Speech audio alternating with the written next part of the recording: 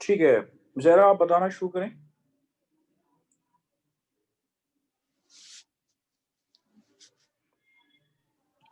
अस्सलाम वालेकुम। जी वालेकुम सलाम।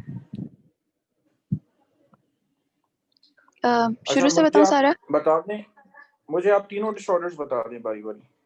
ठीक है, सबसे पहला है पार्किंसंस डिजीज। उसके सिम्टम्स ये होते हैं कि tremors at rest, short gait, और शॉर्ट गेट्स मतलब छोटे छोटे स्टेप्स। और तीसरा इसका सिम्टम है कि इसमें एब्सेंट फेशियल एक्सप्रेशंस, और इसकी it is defined as it is the progressive degeneration of substantia nigra of basal ganglia of the brain in which there is a deficiency of inhibitory transmitter dopamine. इसके लिए जो treatment के लिए जो medicine इस्तेमाल होती है वो होती है लीवोडोपा। और उसके बाद है अल्जीमर्स डिजीज है, जिसकी 3 स्टेजेस होती हैं। पहली स्टेज में होता है माइल्ड फॉरगेटफुलनेस, दूसरी स्टेज में होता है सिवियर लॉस ऑफ मेमोरी, तीसरी जो स्टेज है वो उसमें होती है साइकोसिस which includes hallucinations and delusions. और इसके लिए जो है इस्तेमाल होती हैं एंटीसाइकोटिक्स। हॉल्यूसिनेशन और डिल्यूजन बताओ क्या होती हैं। Hallucination जो होती है seeing images and hearing voices. Delusions, it is a fixed irrational idea which is not convinced by logical argument. ठीक है, नॉट कन्विंस्ड बाय द और रीजनल आर्गुमेंट्स। ठीक है, Reasonable argument. सीजर्स क्या होते हैं। Seizure, it is the transient neurological activities caused by abnormal electrical stimuli at the level of brain. ठीक है, बिल्कुल सही है, जबरदस्त। अच्छा मुझे बताइए, पार्किंसंस में एक्चुअल लीजन ही होता है कि दायरे ब्रेन के किस हिस्से में होता है। जी, पार्किंसंस में बेटा ब्रेन के कौन से हिस्से में मसला होता है।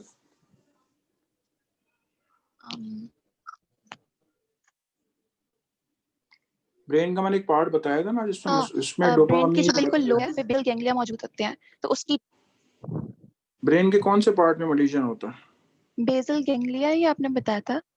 हाँ, बेसल गैंग्लिया के अंदर भी एक पार्ट होता है ना, सब्सटेंशिया निग्रा। हेलो,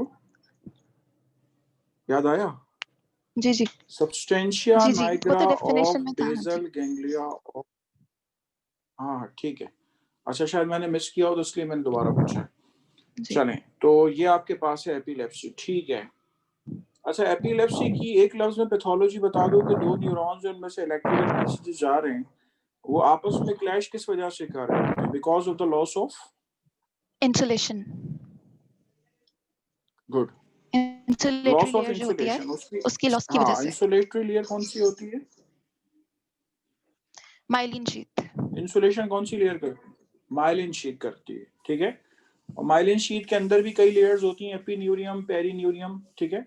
तो वो अगर इंसुलेशन लॉस्ट हो गई है तो इंसुलेशन लॉस्ट होने की वजह से क्या होगा, इंसुलेशन लॉस्ट होने की वजह से आपके पास वहां पर जो है, इंसुलेशन लॉस्ट होने की वजह से आपके पास ये इलेक्ट्रिकल मैसेजेस जो है वो एक दूसरे से क्लैश करें, ठीक है। चलें, तो ये आपसे एपिलेप्सी के बारे में बात हो गई। चलें, नर्वस डिसऑर्डर्स के बारे में बेटा आपसे बात हो गई है। अब आगे आपसे बात करने जाऊंगा, ठीक है, आगे आपसे बात करूंगा फर्दर। पार्टिसिपेंट्स एंटर होते रहते हैं ना, असल में बीच में बात इनकम्प्लीट हो जाती है। ठीक है बेटा, अब आपको वेरी नेक्स्ट समझाने क्या जा रहा हूँ, आपको वेरी नेक्स्ट समझाने जा रहा हूँ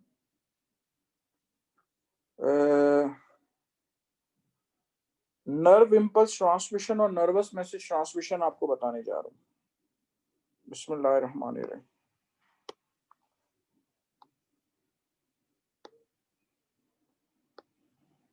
नर्वस मैसेज ट्रांसमिशन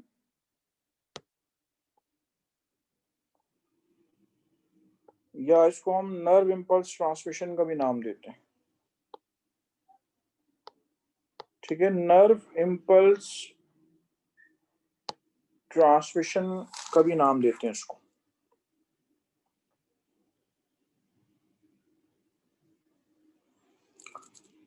अच्छा, ये नर्वस मैसेज ट्रांसमिशन या नर्व इम्पल्स ट्रांसमिशन होती कैसे है? देखें, ये एक न्यूरॉन है। अगर फर्ज करें आपके पैर पे कोई छूता है आपको, ठीक है, तो आपको महसूस होगा हाँ किसी ने छुआ है। तो बात यह है कि आपको कैसे पता चला कि किसी ने छुआ है? तो आप कहेंगे, क्या कहते हैं कि हमारा नर्वस सिस्टम इंटेक्ट है, हमारा नर्वस सिस्टम काम कर रहा है, तो उससे हमें पता चला। ठीक है, तो याद रखिए कि जैसे किसी ने टच किया, आपकी आंखें बंद भी हैं, तब भी आपको पता चल जाता है कि हाँ भाई किसी ने आपको छुआ है। तो जो हमारे न्यूरॉन्स हैं, ये दरअसल इलेक्ट्रिकल मैसेजेस जो है, ठीक है, हमारे जो न्यूरॉन्स हैं ये दरअसल इलेक्ट्रिकल मैसेजेस जो है ये दरअसल कंडक्ट करते हैं। और आमतौर पे जो करंट होता है, करंट की डेफिनेशन होती है फ्लो ऑफ इलेक्ट्रॉन्स। हमारे न्यूरॉन्स में जो करंट होता है उसकी डेफिनेशन है फ्लो ऑफ आयंस। वहां पे आयंस का फ्लो होता है। जब ये आयंस का फ्लो होता है तो आयंस के फ्लो की वजह से क्या होता है, आयंस के फ्लो की वजह से ये आपको इलेक्ट्रिकल मैसेजेस जो है वो कंडक्ट होते हुए मिलेंगे। तो आप सीखने क्या जा रहे हैं? आप सीखने जा रहे हैं कि कोई मैसेज जो है वो कैसे ट्रांसमिट होता है। अच्छा, सबसे पहले तो ये सुन लीजिए कि अगर आप किसी न्यूरॉन पे कोई वोल्ट मीटर लगाएंगे, ठीक है, कोई वोल्ट मीटर लगाएंगे। वोल्ट मीटर आपको पता है पोटेंशियल डिफरेंस का पता देता है। ठीक है, वोल्ट मीटर जो है वो आपको पोटेंशियल डिफरेंस का पता देता है। तो गौर से सुन लीजिए, यहाँ पे पोटेंशियल डिफरेंस आपको मिलेगा 60 मिली वोल्ट्स। शायद आपने फिजिक्स में ये बात पढ़ी भी है कि करंट वही जनरेट होता है जहां पे पोटेंशियल डिफरेंस होता है। तो अगर बात की जाए, यहाँ पे पोटेंशियल डिफरेंस जो आपको वोल्ट मीटर शो करेगा वो 60 मिली वोल्ट्स। एक एक बात बहुत गौर से सुनिएगा, और मैं यहाँ पे आपको माइनस की साइन लगाने का बता रहा हूँ कि यहाँ पे माइनस की साइन जो है वो लगी भी है, ये आपने अपनी तरफ से लगाई।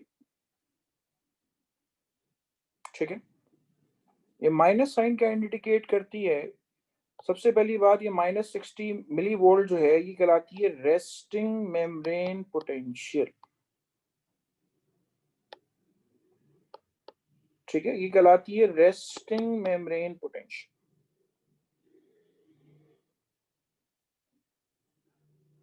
रेस्टिंग मेम्ब्रेन पोटेंशियल को हम कैसे डिफाइन करते हैं? रेस्टिंग मेम्ब्रेन पोटेंशियल को हम डिफाइन करते हैं, जो टॉपिक बेटा अभी आप देख रहे हैं ये बहुत इंपॉर्टेंट तरीन टॉपिक है। पूरी किताब के अगर मैं कहूँ 3-4 टॉपिक जो बहुत इंपॉर्टेंट है उनमें से एक है, और इसमें आपको कॉन्सेप्ट अपना बताने बहुत सवाल आते हैं।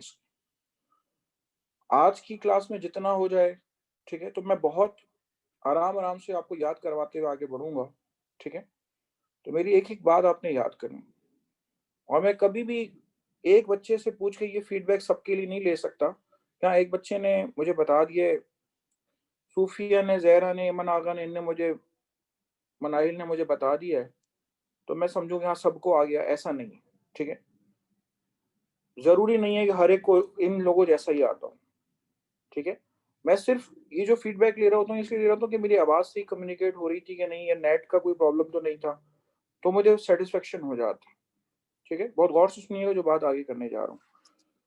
Resting membrane potential, potential difference की जो वैल्यू आई है 60 मिली वोल्ट, माइनस की साइन अपने अपने पास से लगाई है, इसको हम कहते हैं resting membrane potential. State of a nerve cell membrane when it is not transmitting signals,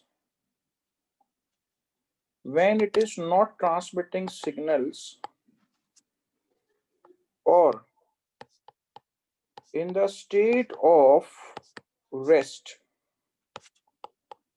called resting membrane potential। किसी मेम्ब्रेन की वो हालत कि जब आपके पास उसके सिग्नल जो है वो उसमें से नहीं जा रहे और वो रेस्ट की हालत में है, तो ये चीज क्या कहलाती है? ये चीज कहलाती है रेस्टिंग मेम्ब्रेन पोटेंशियल।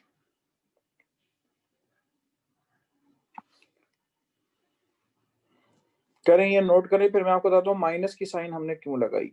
नोट करते जाइए।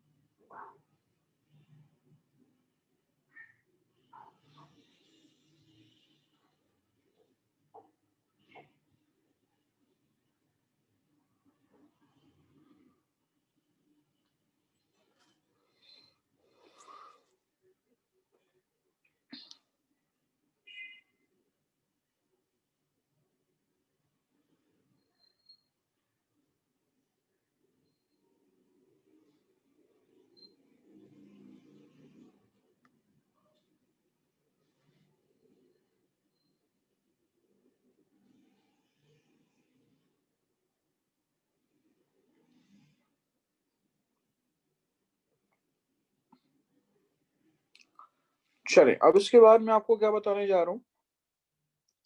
मैं आपको डायग्राम बना के दे रहा हूं, स्क्रीन पे देखिएगा। जहां मैं ये ब्लू बना रहा हूं, जहां मैं ये ब्लू ब्लॉक बना रहा हूं, तो मैं इसको मैग्नीफाई करके बना रहा हूं। न्यूरॉन के बारे में बेटा एक बात याद रखिएगा कि हमेशा जो मैसेज जाता है वो सेल बॉडी से एक्सॉन टर्मिनल्स की तरफ जाता है, कभी भी मैसेज उल्टा नहीं जाता। ठीक है। और ये जितनी भी पूरा न्यूरॉन ब्लैक से बना हुआ है, तो ब्लैक से ये जो बना हुआ है ये दरअसल क्या है? ये दरअसल इसकी सेल मेम्ब्रेन। ठीक है, ये जो ब्लैक से बना हुआ है ये दरअसल इसकी सेल मेम्ब्रेन। चलें, तो मैं अब आपको ये बताने जा रहा हूँ, इतना सा जो मैंने ब्लू पार्ट ब्लॉक में बंद करके दिखाया आपको, इसके बारे में बता रहा हूँ कि इसकी क्या डिटेल।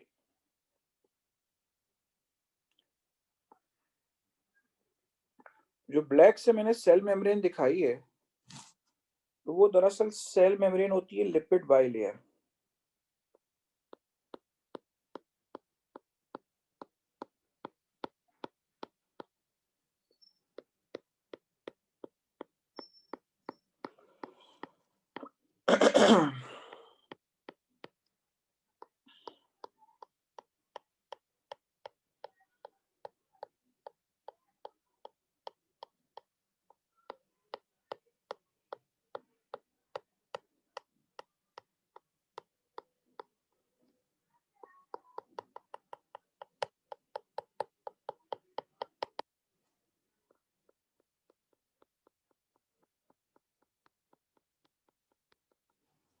देखिए, ये आपके पास सेल मेम्ब्रेन है। सेल मेम्ब्रेन पे गौर से सुन लीजिए कि आपको वोल्टेज गेटेड सोडियम चैनल्स मिलेंगे। ठीक है, यहाँ पे आपको वोल्टेज गेटेड जो है वो सोडियम चैनल्स मिलेंगे।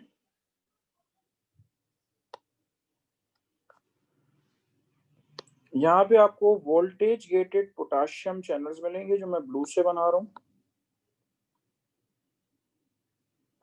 ये वही चैनल प्रोटीन है जो आप फर्स्ट ईयर के अंदर सेल के चैप्टर में पढ़ के आ रहे हैं। ये दरअसल चैनल प्रोटीन। ठीक है। और इसी तरह आपके पास तीसरी चीज जो यहाँ पे मौजूद है वो आपको sodium potassium counter transport channel proteins मिले। Sodium potassium counter transport channel protein जो है वो आपको यहाँ पे मिले। लेबलिंग देख लीजिए, ये आपके पास एक वोल्टेज गेटेड सोडियम चैनल है, ये वोल्टेज गेटेड पोटाशियम चैनल है,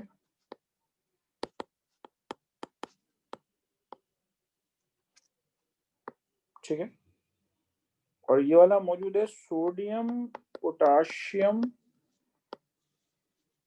काउंटर ट्रांसपोर्ट चैनल प्रोटीन, ठीक है, sodium potassium counter transport channel protein, ठीक है, ये आपके पास। अच्छा, जो बात मुझे आपको समझानी है उसके लिए मजीद कुछ बातें आपको सुनना जरूरी है। देखिए नॉर्मली क्या होता है, सोडियम जो है उसकी कंसंट्रेशन बाहर ज्यादा होती है, सोडियम आयंस,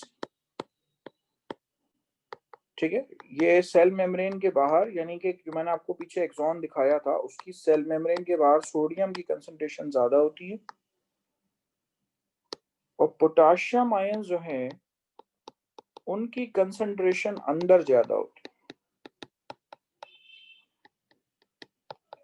ठीक है, पोटाशियम आयन जो है उनकी कंसंट्रेशन अंदर ज्यादा होती है, ठीक है।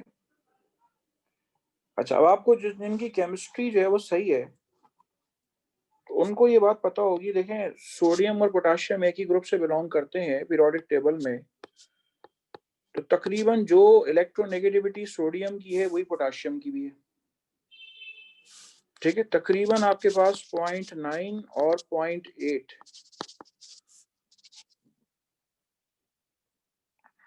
ठीक है, और सोडियम की वैलेंसी 1 है, पोटाशियम की वैलेंसी 1 है। हमने जो वैल्यू लिखी है -60 मिली वोल्ट, इस माइनस का क्या तर्जुमा है, इस नेगेटिव साइन का तर्जुमा यह है, there is more negativity inside compared to outside. There is more negativity inside compared to outside. अंदर नेगेटिविटी ज्यादा है बाहर के मुकाबले, ठीक है, there is more negativity inside compare to outside. तो अब रीजन क्या है, रीजन ये है कि सर दोनों जगह सेम इलेक्ट्रोनेगेटिविटी वाले आयंस मौजूद हैं, उसके बावजूद अंदर नेगेटिविटी ज्यादा क्यों है, उसका रीजन सुन लीजिए, because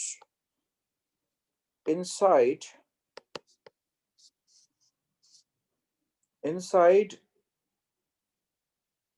more negative polarity wise, ठीक है, more negative polarity wise organic compounds are found.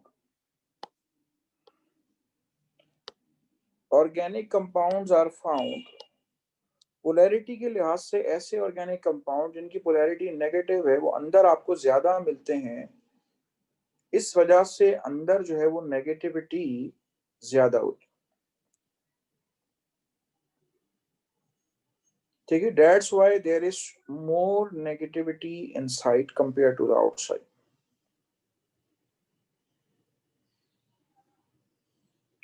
ठीक है। ओके, तो सबसे पहले आपको ये जो एक्सॉन की जो सेल मेम्ब्रेन है उसके बारे में बताना चाहिए कि रेड से जो मैंने बनाए हुए वोल्टेज गेटेड सोडियम चैनल्स हैं, ब्लू से जो बनाए हुए वोल्टेज गेटेड पोटाशियम चैनल्स हैं, ब्लैक से जो बनाए sodium potassium counter transport channel proteins, ठीक है। आपने नर्वस मैसेज ट्रांसमिशन या नर्व इंपल्स ट्रांसमिशन बेटा पढ़ना है, ठीक है। हम रेस्टिंग मेम्ब्रेन पोटेंशियल की वैल्यू आपको बता रहे हैं कि -60 मिलीवोल्ट्स, ठीक है। तो ये जनरल नॉलेज है, सारी जितनी बातें मैंने अभी आपसे की हैं। अब मैं आपको मैकेनिज्म बता रहा हूँ, इतनी कोई बात नोट करनी है तो पहले कर लें आप।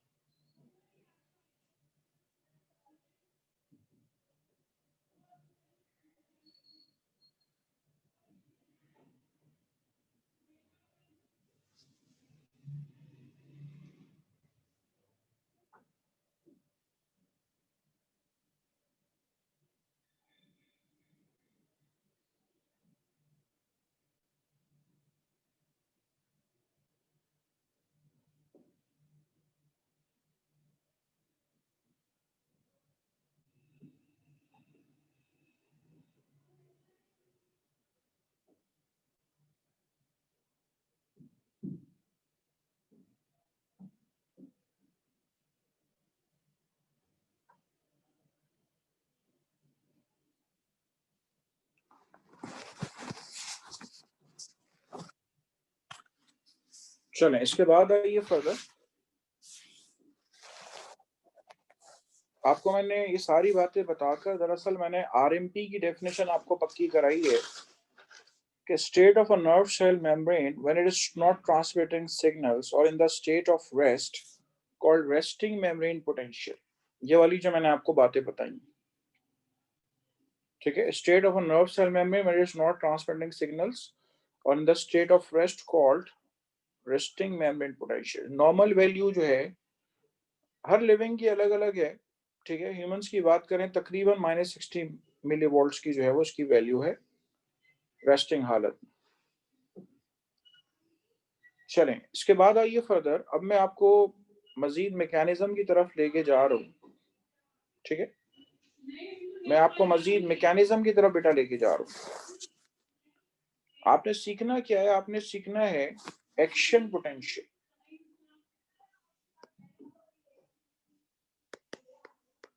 एक्शन पोटेंशियल के बारे में आपसे बात कर रहा हूं।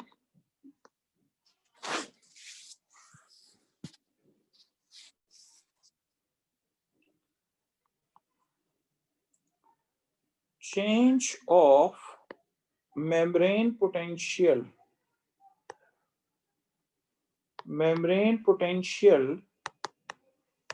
from -65 millivolt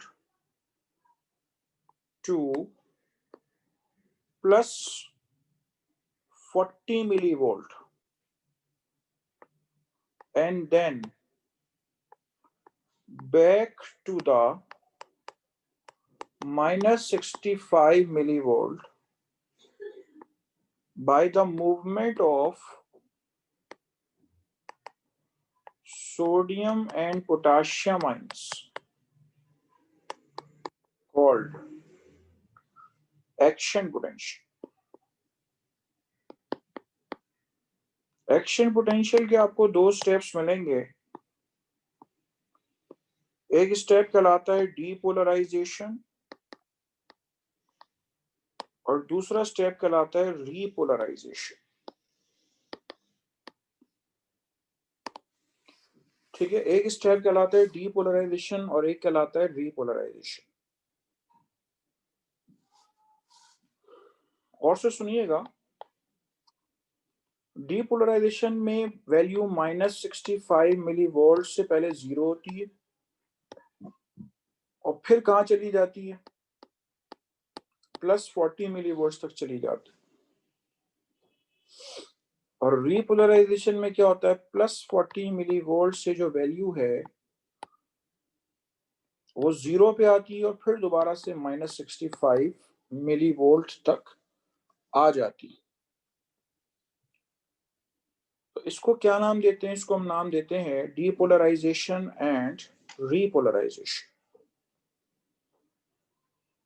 ठीक है। एक्शन पोटेंशियल के बेटा दो स्टेप्स, गौर से सुन लीजिए कि डीपोलराइजेशन में सोडियम आयंस बाहर से अंदर जाते हैं और रीपोलराइजेशन के अंदर पोटाशियम आयंस अंदर से बाहर जाते हैं, ठीक है। तो ये कहलाती है डीपोलराइजेशन और रीपोलराइजेशन। अच्छा, एक बात मुझे यहाँ पे आप सबसे पूछनी है, इतना इंपॉर्टेंट सवाल है कि अगर कोई ये कहे कि एनटीएस के टेस्ट में ये सवाल रखा हुआ होगा 100%, 99% भी नहीं 100%, तो ये सवाल समझ ले रखा हुआ होगा वहां पे। तो वो क्या सवाल है जो मैं आगे करने जा रहा हूँ?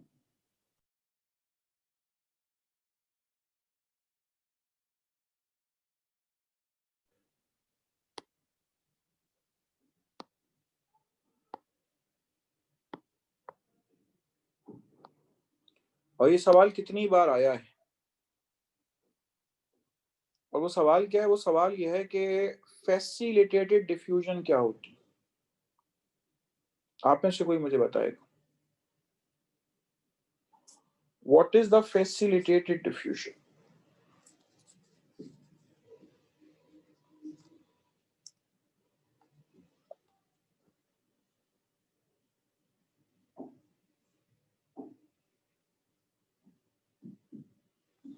फौरन हाथ खड़ा होना चाहिए था, किसी एक का भी हाथ नहीं खड़ा हुआ।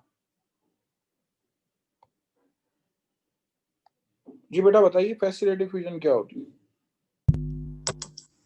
Sir, the movement of molecules from higher to lower concentration with the help of channel or carrier proteins. Good. Movement of molecules from higher to lower concentration with the help of carrier or channel protein called facilitated diffusion. बेटा active transport क्या होती है? The movement of molecules from lower to higher concentration, and it requires energy in the form of बिल्कुल ATP. ठीक है।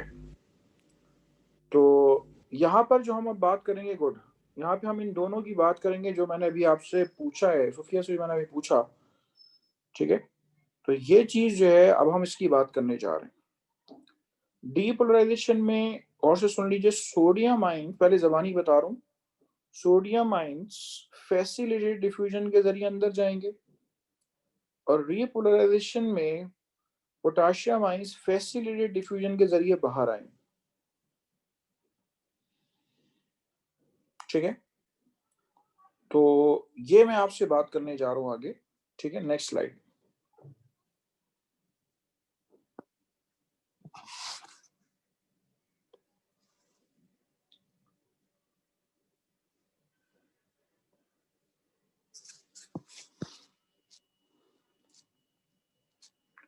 ये axon की cell membrane है,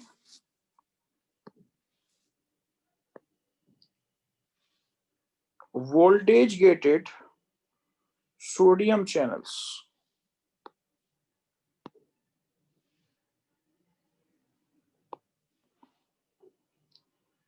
एक मिनट, मैंने ये जो बनाए थे ये रेड से बनाए थे। वोल्टेज गेटेड सोडियम चैनल्स मैंने चूंकि रेड से बनाए थे तो रेड से बना के दिखा रहा हूं। अच्छा गौर से देखिएगा कि ये जो आपके पास वोल्टेज गेटेड सोडियम चैनल्स हैं, तो बाहर से सोडियम आयंस कहाँ जाएंगे? ये अंदर जाना शुरू हो जाएंगे, क्योंकि आपको बाहर इसकी कंसंट्रेशन ज्यादा नजर आ रही थी, अंदर कंसंट्रेशन लो होती है। तो ये जो सोडियम आयंस हैं ये बाहर से अंदर जाना शुरू हो जाएंगे, ठीक है। बाहर से सोडियम आयंस अंदर जाना शुरू हो जाएंगे हाई से लो कंसंट्रेशन की जानिब। अंदर पहले से क्या मौजूद थे? अंदर पहले से पोटेशियम आयंस मौजूद थे, तो वो अपनी जगह पे मौजूद हैं, उनको अंदर कोई फर्क नहीं आया, ठीक है, उनके अंदर कोई भी फर्क नहीं है। तो सोडियम आयंस का मूव करना वोल्टेज गेटेड सोडियम चैनल से बाहर से अंदर फैसिलिटेटेड डिफ्यूजन के जरिए क्या कहलाएगा? ये कहलाएगा depolarisation,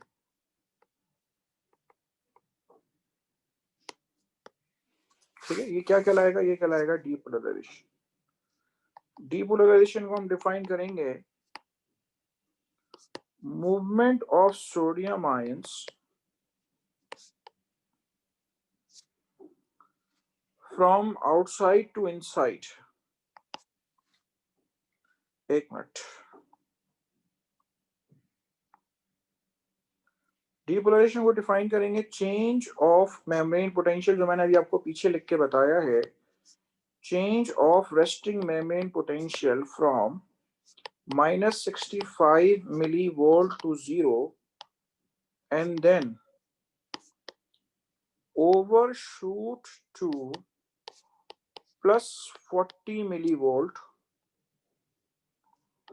due to movement of sodium ions through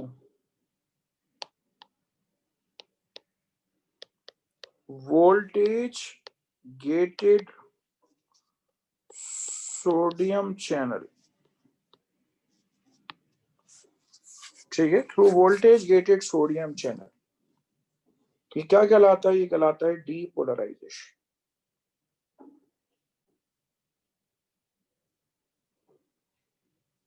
ठीक है। This is called depolarization. करें, नोट करें इसको।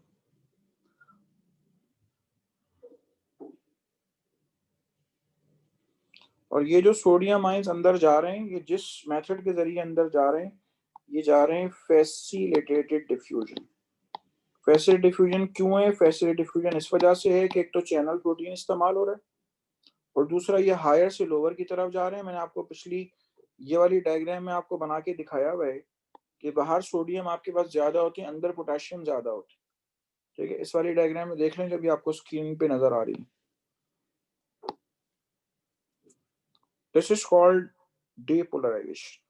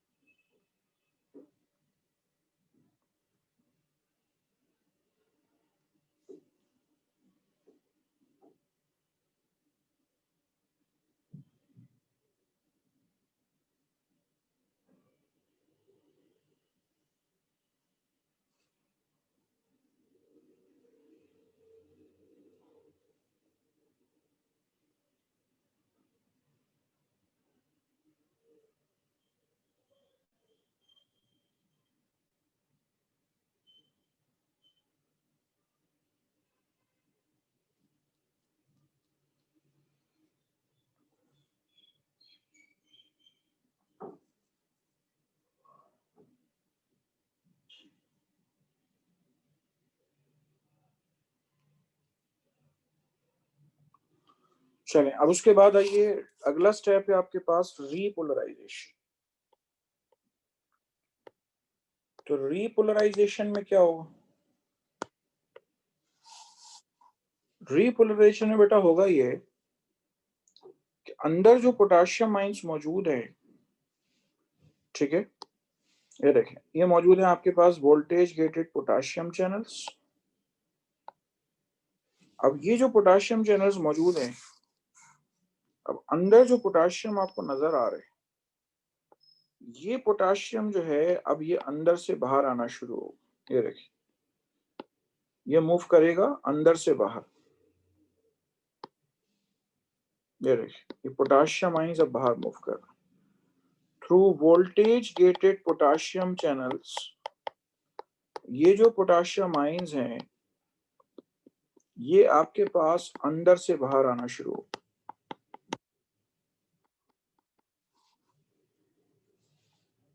ठीक है, अब गौर से सुनिएगा, जब ये पोटेशियम आयंस अंदर से बाहर आएंगे तो अंदर की जो नेगेटिविटी है वो दोबारा से रिस्टोर होना शुरू हो जाएगी। अंदर जो ऑर्गेनिक कंपाउंड है वो पोलैरिटी के लिहाज से नेगेटिव है। जब सोडियम अंदर गया था ना तो वो नेगेटिविटी पॉजिटिव में तब्दील होना शुरू हो गई थी। ठीक है, वो नेगेटिविटी जो है वो पॉजिटिव में तब्दील होना शुरू हो गई थी। तो इससे क्या हुआ आपके पास? इससे हुआ ये कि जो अंदर की नेगेटिविटी थी वो पॉजिटिव में तब्दील होना शुरू हो गई थी, क्योंकि सिर्फ सोडियम आइंस अंदर मूव कर रहे थे। अब क्या होगा, जब पोटेशियम आइंस बाहर आएंगे तो अंदर की जो नेगेटिविटी ऑर्गेनिक कंपाउंड्स की वजह से वो दोबारा से रिस्टोर होना शुरू हो जाएगी। तो रीपोलराइजेशन में आपको क्या मिलेगा कि पोटेशियम आइंस बाहर आ रहे हैं। किस मेथड के जरिए बाहर आ रहे हैं? वो आ रहे हैं फैसिलिटेटेड डिफ्यूजन के जरिए। ठीक है, किस मेथड के जरिए बाहर आ रहे हैं? वो आ रहे हैं फैसिलिटेटेड डिफ्यूजन के जरिए। तो अब यहाँ पे जो हम लिखेंगे डेफिनेशन रीपोलराइजेशन की, तो हम मेंशन करेंगे change of membrane potential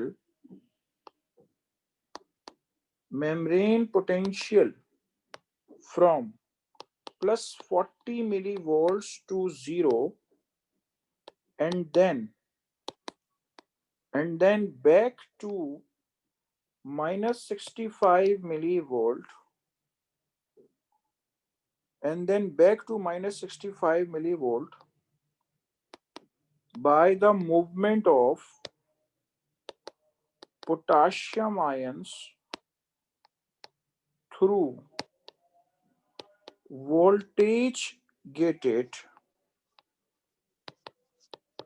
potassium channels called repolarization।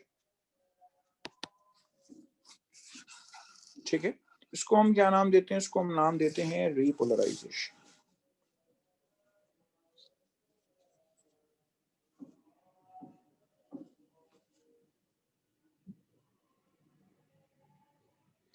तो वोल्टेज गेटेड पोटेशियम चैनल से ये अंदर से बाहर आ गए। अब आप जरा फैसिलेट डिफ्यूजन की डेफिनेशन अपने जहन में रिकॉल कर लें कि हायर से लोअर होती है, थ्रू चैनल प्रोटीन होती है। तो यहाँ पे डिपोलराइजेशन और रिपोलराइजेशन दोनों में आपको फैसिलेट डिफ्यूजन नजर आ रही है, और ये सवाल हर साल पूछा जाता है, खासतौर पे इसी टॉपिक से रिलेटेड। तो डीपोलराइजेशन हो गई, रिपोलराइजेशन हो गई, ये सिर्फ एक छोटे से टुकड़े के अंदर हुआ है ये सारा काम। चलिए आप नोट कर सकते हैं, इस दौरान अजान हो रही है।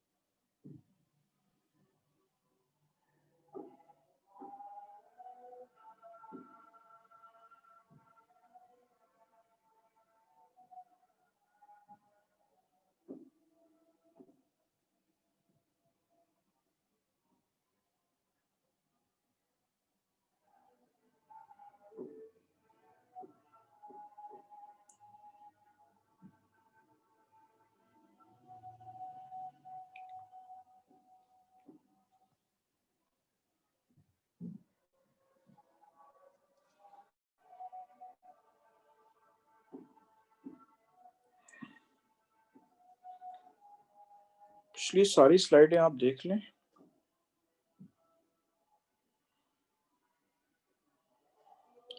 और ये जितना काम भी हुआ है ना, ये शुरू में ये जितना मैंने ब्लू पार्ट आपको दिखाया हुआ है सर्कल करके, सिर्फ इतने से पार्ट में।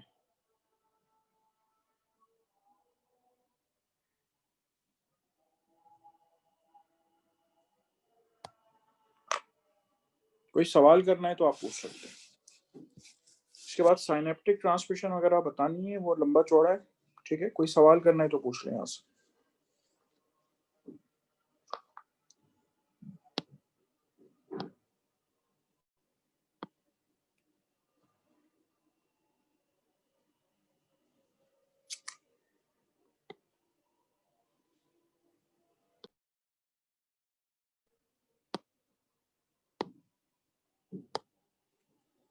जी सोफी, अस्सलाम वालेकुम। वालेकुम अस्सलाम सर। सर वो टेस्ट टॉपिक्स कंफर्म करने थे। हाँ, मुझे बता दें कि लास्ट टाइम कहाँ तक आया था? Last time sir skeletal system पूरा आया था। अच्छा, बॉटनी पार्ट नहीं आया था उसका? नहीं बॉटनी पार्ट मैंने दिया था क्या? नहीं सर, नहीं दिया था। हाँ, बॉटनी पार्ट बहुत इंपॉर्टेंट है। एक तो लोकोमोशन इन प्लांट्स है और दूसरा सेकेंडरी ग्रोथ इन प्लांट्स है, वो दोनों आएंगे। और अभी यहाँ पर आप थर्ड चैप्टर के अंदर फिर ह्यूमन ब्रेन ले लें, कॉमन टर्म्स और ह्यूमन ब्रेन डिसऑर्डर्स तक, डिसऑर्डर्स ठीक है। तक। ओके जी। डिसऑर्डर ये जो आज पढ़ा रहा हूँ ये नहीं आएगा, ठीक है। डिसऑर्डर्स लास्ट क्लास तक पढ़ाई थी तो वो जी आएंगे। मेरे ख्याल से नेक्स्ट वीक में टेस्ट है ना? जी सर, वेंसडे को है। हाँ, तो जब तक तो कर लेंगे, और सुबह कॉलेज भी नहीं जा रहे, कर लें, अभी हो जाएगा तो हो जाएगा, ठीक है, इसको कर लीजिए। दोबारा सुन लें, चैप्टर 2 में बॉटनी जितनी भी है वो आएगी, और चैप्टर 3 में जो ह्यूमन ब्रेन वाला पार्ट है वो आएगा जी। Anything else? कर लें, नोट कर लें आप, जो स्क्रीन पे लगा हुआ है वो नोट कर लें आप।